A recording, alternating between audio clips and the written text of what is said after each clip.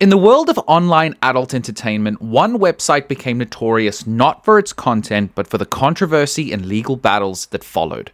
Girls Do, a site that promised private distribution, concealed a darker reality. Behind the scenes, young women were misled, coerced, and ultimately exploited. Today, I dive into the scandal that rocked the industry, the legal battles that ensued, and the lasting impact on its victims. So while doing research for this video, I found out about a really interesting podcast called Consider Before Consuming. They're an organization whose primary focus is to create awareness around the dangers and the harmful aspects of pornography. They interviewed a victim of the GDP scandal and spoke a little bit more about the personal effects that this has had on her life. I'm not going to be sharing her name here, but it's an incredibly interesting story. I do advise you go and check it out. Girls Do was a huge company. They had their own website. They were featured on sites like PH and garnered like 1 billion views in the 10 years that they were operating. Jane Doe was a 22-year-old yoga teacher and fitness model who found a Craigslist ad looking for fitness models aged 18 to 24. She got in touch with the team who asked her for photos and booked her in for a completely consensual fitness clothing shoot. After about 10 calls/emails, they said to her, "We do adult entertainment as well. Is this something that you would be interested in?" And she said, "No way. That's not something that I've ever considered. I don't want to do that." And they said, "Okay, no problem. It is an option, but we're not going to push it any further than that." And that was the image that they had portrayed from the beginning, was they were never going to push it further, but to always say, it's an option. She was given the contact details of 2 reference girls who she got in touch with.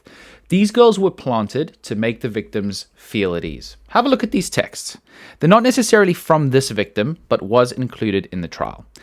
These 2 reference models said that the guys were super kind and comfortable and said if you did want to do the porn aspect, it was very easy. It was the best sex I've ever had.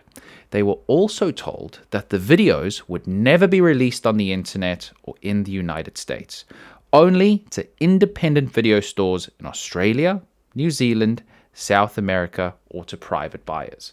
Once again, Jane Doe said, "No, thank you. That's not why I called you. I'm not interested in doing that." And the reference girl said, "All good." It is, however, just an option. So Jane Doe then books in a fitness photo shoot. She gets flown to San Diego and gets picked up in an Escalade. She gets driven to an apartment owned by one of the guys and is immediately made to feel super vulnerable and scared. They take her purse and her phone from her and tell her that they're going to be doing the beach shoot tomorrow, but have to do a few headshots today. So they make her do her hair and her makeup and then tell her to get undressed, after which they take the photos. They tell her that they'll drive her to her hotel, but stop on the way to get weed. Once they get to the hotel, they park underground and take her to her room where they have a camera and lights set up. The guys give her 4 shots of vodka and a bunch of weed and then hand her her contract. They are hastily pushing her to get her contract signed, and she's asking questions around it, and they're saying very generic things like, "It's all good. It's just what we discussed. Don't worry about it. Just sign it. We have to get going." And the actual contract made no mention of the Girls Do name. After she signs it, she was not allowed to keep a copy of her contract either. She said she was terrified and originally refused. And that's when the guys in the room started yelling at her, making her feel awful and screaming about how much money they've spent. And that if she doesn't go through with this, that she will have to reimburse everybody for their time. She then decides to film it. Shortly after starting, she changes her mind. She says that she doesn't want to do it anymore, and they then threaten her and say that they will send the footage that they already have to her parents and put it online. So in order to keep them at bay, she keeps filming. Now, some women were offered between $2,000 and $6,000 for 30 minutes of filming, and were told that it would consist of 5 sexual positions lasting 5 minutes apiece. But they forced Jane Doe to film from 9 p.m. to 4 a.m., making her do reshoot after reshoot after reshoot, which took hours. She was eventually given back her phone, she was paid, and she was allowed to go home. Jane speaks about how it was incredibly painful. She was abused. She had vaginal lacerations and internal bruising. But she tries to forget about it. She's been told that this will only be sold to private collectors overseas and nobody will ever discover it. 2 weeks later, the video gets posted online alongside her full name. Her family found out. Her father was sent the video, which, as you can imagine, would break a person. She has a big family and still has moments at family gatherings where she feels like she needs to leave early, like she's the black sheep of the family. She said it destroyed her. She's unable to look at herself naked in the mirror to this day. She has had to change her phone number numerous times, has had to move, has been stalked repeatedly, and even had a dead cat left on her doorstep.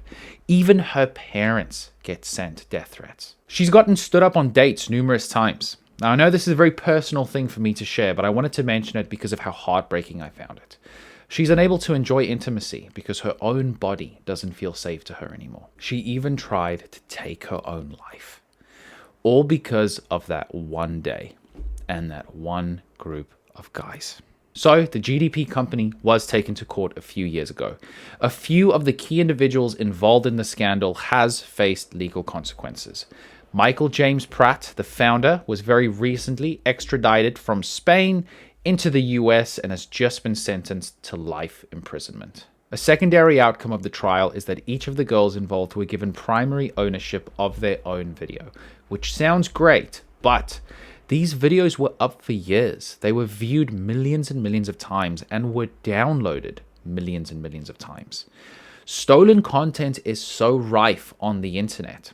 So Jane speaks about how she owns this video effectively, but there's still hundreds of thousands of copies online, and every single time she has to see one, she requests for it to be taken down. Sometimes she's just ignored and nobody does anything about it, and even when it does get taken down, a brand new one gets put up within days with her full name attached once more. So even though they have access to these videos and that they have the primary ownership rights, it's just not really doing much because the internet is just so enormous. The story of Jane Doe is a heartbreaking one, but it's so easy to forget that she is one of literally hundreds and hundreds of girls who were, in my opinion, groomed, manipulated, and misled. I hope that the victims manage to heal. What the hell is wrong with human beings sometimes?